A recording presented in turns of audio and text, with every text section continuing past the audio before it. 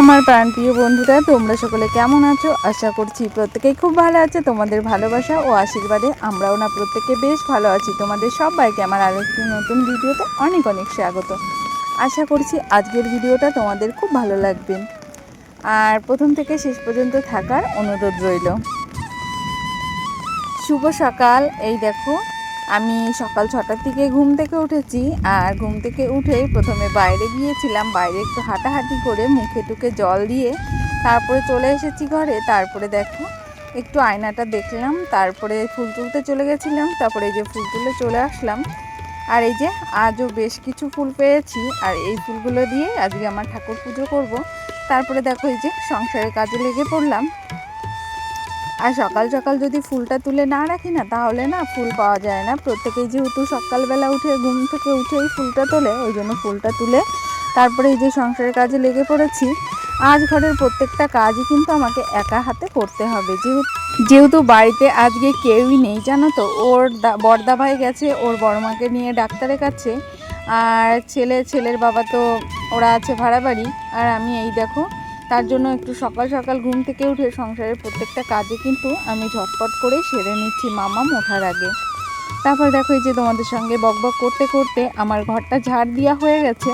তারপরে চলে যাব উঠানটা কুড়াতে। আর এখন তো জানোই বৈশাখ মাস পড়ে গেছে, আর প্রতিদিনই একটু একটু করে ঝড় বৃষ্টি হচ্ছে, মানে প্রতিদিন একটু না একটু। এখন কি করার, প্রতিদিনই একটু একটু করে পাতা পড়ছে, আর সেগুলো আমাকে রেগুলারই ঝাড় দিতে হচ্ছে। আর এই ঝড় বৃষ্টি হওয়ার জন্য না আমার একটু হলেও রাতের দিকে ভয় করছে, জানো তো।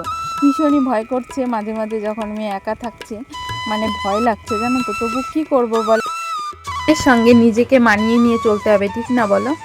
আমি কোনোদিনই একা থাকিনি, জানো তো। এখন এই যে ছেলের পড়াশোনার সূত্রে আমাকে একাও থাকতে হচ্ছে।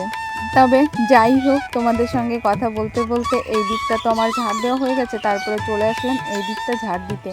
আর প্রিয় বন্ধুরা, আজকের ভয়েসে না প্রচুর কথার আওয়াজ, বাইরের আওয়াজ, তারপরে বৃষ্টির আওয়াজ সবটাই তোমরা শুনতে পাবে। কেননা আমি ভয়েসটা যখন দিচ্ছিলাম তখন টুকটুক করে বৃষ্টি পড়ছিল, জানো তো। আর জানোই তো টিনের ঘরে আওয়াজটা একটু বেশি শোনা যায়।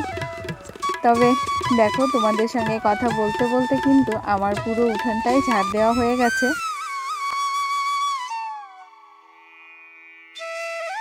তারপরে দেখো ওই দিকটা ঝাড় দিয়ে তারপরে কলপাটটাকেও ঝাড় দিয়ে নিচ্ছি।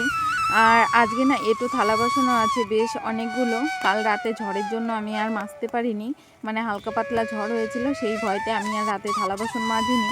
একা ছিলাম তো ওই ভয়তেই মাজা হয়নি। আর এটা কিন্তু শুক্রবারের ভিডিও ছিল। এটা হলো মে মাসের 2 তারিখ ছিল, বারটা ছিল শুক্রবার।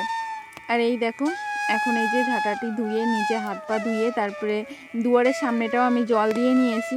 তারপরে যে মামামও উঠে গেছে। এখন কি করব, মামামকে নিয়েই আমার একটু থালা বাসনগুলো মেজে নিতে হবে।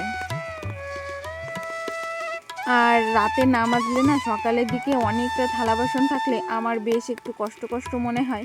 তবুও কী করবো, এই যে মেজে নিলাম সমস্ত থালা বাসনগুলো। আর মামামের সঙ্গে অনেক গল্প করছিলাম আর থালা বাসনগুলো মেজে নিচ্ছিলাম। কেন বলো তো, বাচ্চা তো, ওর সঙ্গে কথা না বললে ও বারবার কলপারের দিকেই চলে আসছিল। তবে বেশ মজাই লাগছিল, ওর সঙ্গে অনেক বকবক করছিলাম আর থালা বাসনগুলো মাজছিলাম। তার সঙ্গে ওদের একটা বৌদি ভাই ছিল, সেও এসেছিল, তার সঙ্গেও আমি কথা বলছিলাম। ওই জন্য আমি বারবার হাসছিলাম। আর এই ম্যাওটা না আমাদের বাড়ি ছাড়ছে না একদমই, জানো তো। বিড়ালটা সারাক্ষণই আমাদের বাড়িতে থাকছে, খাচ্ছে, ঘুমোচ্ছে, সব কিছুই করছে। আবার তাড়াতেও পাচ্ছি না, কেন বলো তো।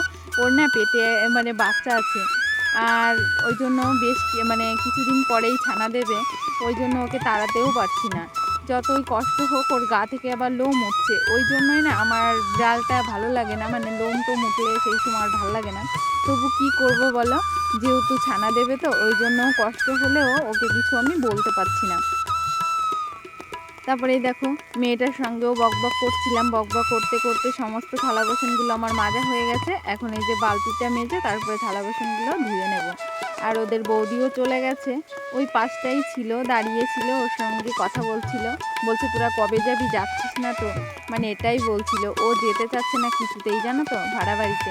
যখনই যাওয়ার কথা বলা হয় ও বলে পরে যাব। আর তা না হলে আবার কি বলে জানো তো, এত দুষ্টু মেয়ে, বলে কি যাব আমি আবার তাড়াতাড়ি চলে আসবো। মানে ওদেরকে ছেড়ে বেশি দিন থাকবে না তাই বলছে। তারপরে দেখো আমি স্নানটাও করে নিয়েছি। আর এই দেখো মেয়েকে কিন্তু প্রচুর ডাকছে জানো তো, তোমরা ভিডিওতে শুনতে পাচ্ছ তো। আর এই ভয়েসটা কিন্তু আমি দিচ্ছি হলো কী বারে বলো তো, আজ হলো মঙ্গলবার, বোঝো সেই শুক্রবারে ভিডিও করেছি, আজ মঙ্গলবারে ভয়েস দিচ্ছি।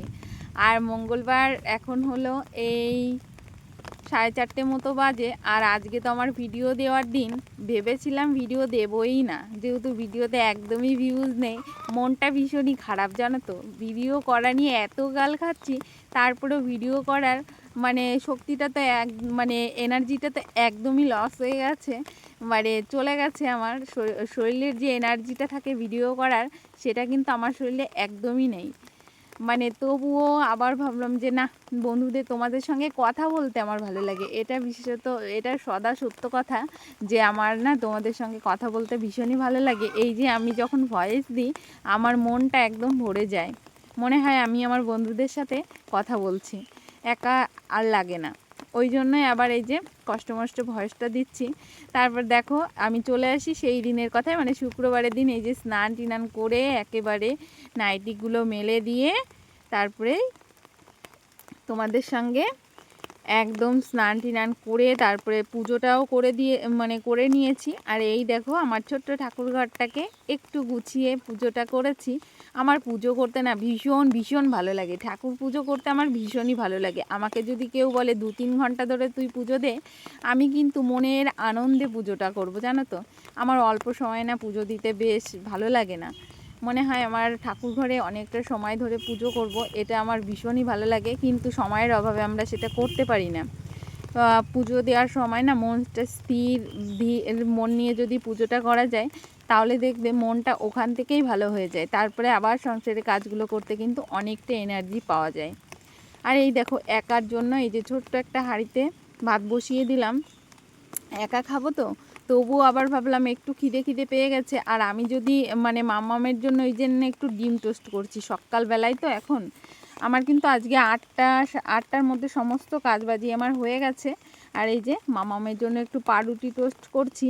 আর এই যে অল্প একটু মাছ আছে, এটা মাছটা ফ্রিজে ছিল জানো তো, মাছটা ভালো করে ধুয়ে নিয়েছি। এখানে পাবদা মাছ আছে আর চিংড়ি মাছ আছে। আর জানো তো তোমরা প্রত্যেকেই যারা আমার ভিডিও দেখো, আমার মাম্মা আবার চিংড়ি মাছটা বেশ খেতে পছন্দ করে, ওর জন্যই রান্না করছি চিংড়ি মাছটা। আর এইদিকে দেখো এই যে ডিম টোস্টটাও করে নিলাম পাউরুটি দিয়ে। আর এটা মাম্মাম দেখি বেশ খেতে পছন্দ করছে। আর ঘরে না ওর বাবা এনে রেখে গেছিলো, জানে যে আমরা ঘরে থাকবো, আমি তো বাজার ঘাটে বেশি যাই না, ওই জন্য একটু বেশি করেই এনে দিয়ে গেছিলো জানো তো। পাউরুটি ডিম সমস্ত কিছু একটু বেশি করেই এনে রেখে গেছিলো, জানে যে আমি তো বাজারে যাই না, ওই জন্যই এনে রেখে গেছিলো। তারপরে দেখো এই যে ওটা খাওয়া দাওয়া করে নিলাম সকালবেলায় আমরা। তারপরে এই যে মাছ ভাজতে বসিয়ে দিয়েছি। আর আজকে না বেশি কিছু করব না, একার জন্য তো, ওই জন্য মামাম যেহেতু শাকটা পছন্দ করে, ওই জন্য মামামের জন্য এই পাবদা মাছ দিয়ে শাক দিয়ে একটা ঝোল করব। আর একটু চিংড়ি মাছ আর একটু পটল ভেজে দেবো, মেয়েটা পটল ভাজা খেতেও বেশ ভালো পছন্দ করে।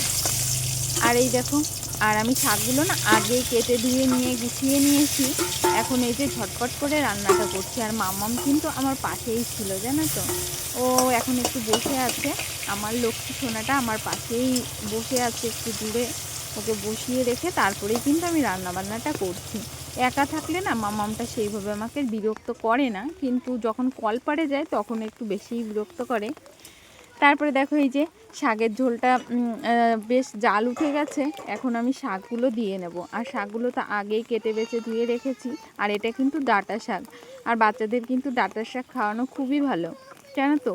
যেহেতু আমার মেয়ের একটু কোষ্ঠকাঠিন্য আছে, আর ও না একটু মানে পটি করতে বেশ একটু সমস্যা হয়, ওই জন্য আমি ওকে শাক পাতাটা খাওয়ানোর চেষ্টা করি। আর আমার মাম্মাম শাক পাতাটা খেতে বেশ পছন্দই করে। আর এই শাকে না আমি বেশ মানে কি বলবো, একটা লঙ্কা দিয়ে রান্না করেছি, মাম্মাম খায় তো ওই জন্য এখন আমরা ঝাল অনেকটা কম খাই এখন। আর ওইদিকে দেখো ভাতটা উতরে এসে গেছে। আর এই যে তরকারিটা এখন সম্বারা দিয়ে তারপরে নামিয়ে নেব।